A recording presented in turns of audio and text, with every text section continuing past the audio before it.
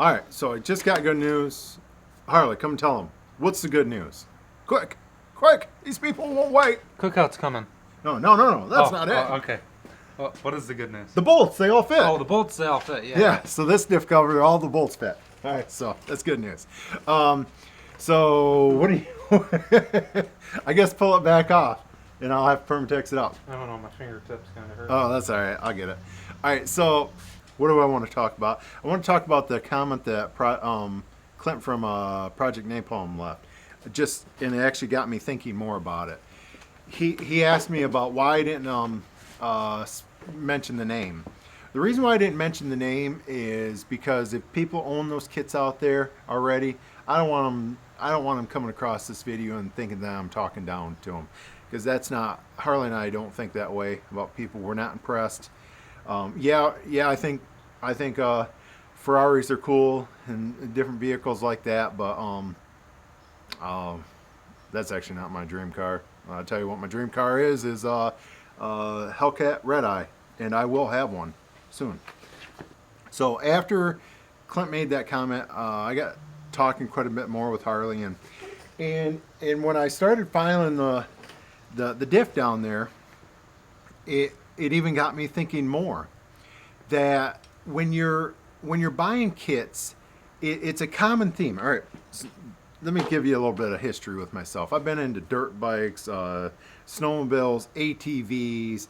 I had my brother was pretty much into all of them except for Harleys, which I still have a Harley. But two Harleys, my son and my bike. But snowmobiles. Both my brother and I had to have the newest snowmobiles, and we bought pretty much the best kits out there. And I mean, we bought brand new snowmobiles, top line snowmobiles, not put 1 mile on them, bring them back, completely gut them, and start putting all these aftermarket parts on them. And I told myself after getting out of snowmobiles, which I still love snowmobiles, but I would do it different. If I was in snowmobiles now, I would ride a bone stock machine. Yeah. And of course, snowmobiles are a little bit different now. They're pretty impressive. But it wasn't that too many years ago that I was into sleds. But I told myself when I got into Jeeps, I was like, I am not doing that. I am not getting into another sport, which I've always wanted a Jeep. I knew exactly what I wanted for a Jeep, but I didn't really think the suspension out and different stuff. But some of the choices that we made have been influenced from different activities that I've done in my past. So, when I'm talking about that hardware, I have bought low grade stuff. Actually, I never have. I've had friends that have bought low grade stuff. I want to say I've bought low grade stuff, but I've helped my friends work on their stuff. That's not true. We bought Harbor Freight jack stands. Oh my goodness, we brought Harbor Freight jack stands. Jeez, I'm sorry. Please forgive me, Lord. But either way, so we're talking about what are we talking about? You got me mixed up here. Oh, kits. So I've had friends that have bought kits, and the brackets be welded on crooked or poor welds, or in that video I brought up that the bolts weren't coated. They're probably grade 3 or less.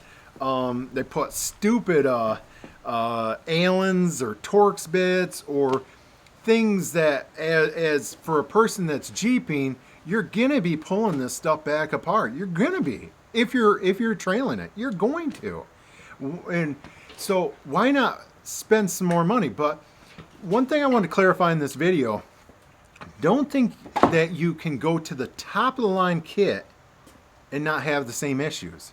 You can actually go past there. So if I were to recommend something pretty much across the board, is to go to the mid-range kit and the upper mid-range. And actually, just don't get into your top-end stuff, and because every time that we've been around both ends of the sphere is the top of the line stuff. You always end up having to modify your vehicle in such a way that only that part will fit then. It always comes with funky hardware. I'm not saying it's not good quality hardware, but it's proprietary hardware. And I went down that road too many times. All right, so quick story here. I had my Harley Davidson, my current bike that I still have here, and I've owned quite a few bikes, but this one's still with me. This particular one, and at one time I had a friend. I had 4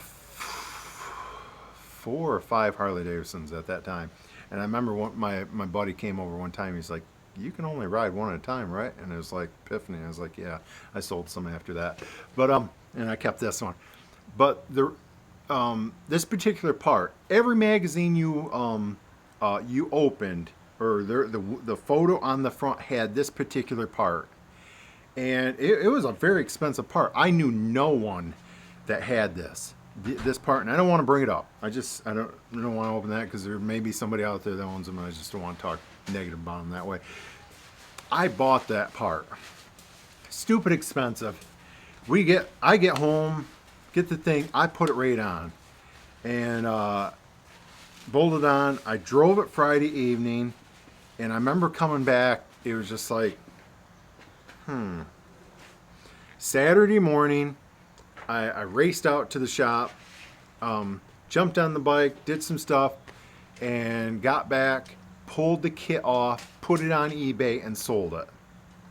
And I knew I was going to take a heavy hit, but I was like, this thing's all show. I was like, there's no performance value. I was led to believe that this top of the line thing was just going to be the thing, and that was kind of a turning point of how I viewed stuff. And then the snowmobiles really backed up this.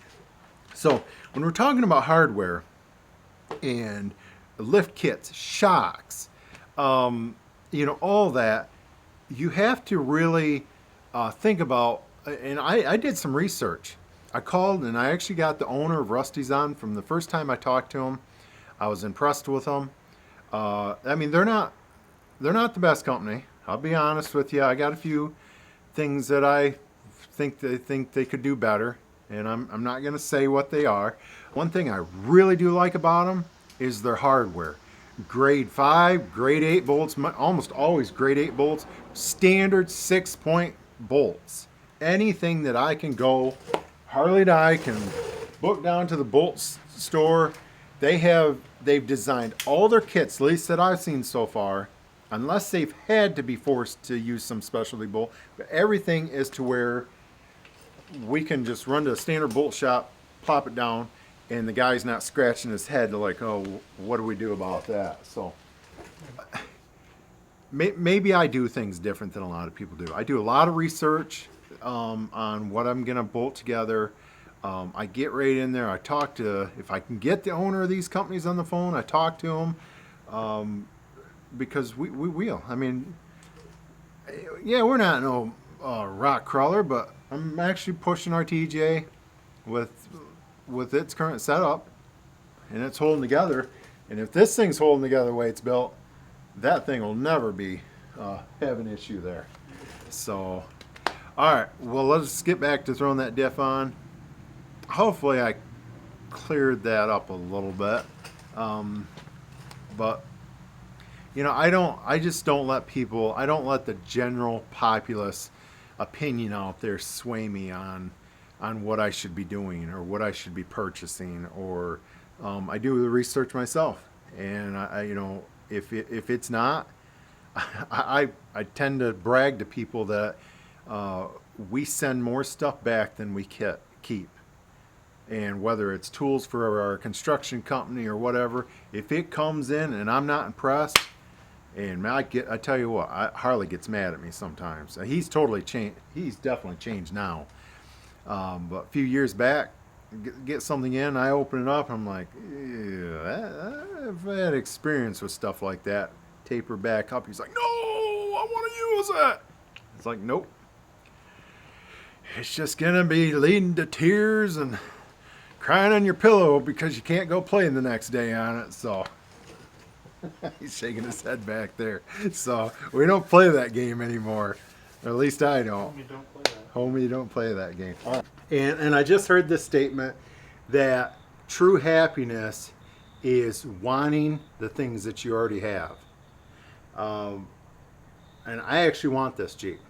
This is exactly the way I want it. There's a few things I want to change. I've chipped a few things up. A few things you want to change, like getting that ORV sticker off the back that's been on for over a year. Hey, I gotta tell you a funny story. We went up Silver Lake Sand Dunes a year and a half ago or so, and they give you 2 stickers up there. That you get one for the dunes, and then one for the place that we were parking at. And I put the sticker on the inside of the vehicle, and No. You put it on the outside, upside down. well, either way, it wasn't even visible. And at that point, I'm like, it would have bothered me before, but the thing is, the way they make them stickers, if you attempt to fix it, you basically ruin it. And I was just like, Yeah. whatever. I Basically, tried to fix that sticker, and that's what all the Void logos are from. I told you just leave it. Yeah. It's cool. It looks cool. 'Cause nobody dude. in North Carolina has them. So this thing was supposed to go back up there this year, but due to that stupid virus, we didn't make it up there. They actually closed the dunes. Why would you close the dunes? They made sand illegal. I think where I'm leaving people with, be your own person. Buy what you want, or buy what you think is cool yourself. Don't buy things what other people think are cool. Because if we were to buy stuff what other people thought were cool, there would be, what, 40 or 42s Yeah. on here? 44s. Or minimum. 44s. Yep. And I'm like, that's nothing new. When I was a teenager, 44s were the tire. So all we're doing is repeating it again. Of course, you really couldn't run 44s down the road, but those guys back in the 80s already went through this. So Just backing what he was saying, I think there's too many people out there that think they need to do the heaviest and what's all popular right now, which both of these Jeeps are opposing exactly 100%.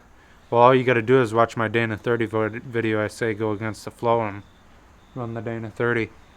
well, a caution there. There are limits to the Dana 30 with what tire size. Well, So you we're can not- run we're not telling you can run 40s with a Dana 30. Okay, I'm gonna have to smack you up.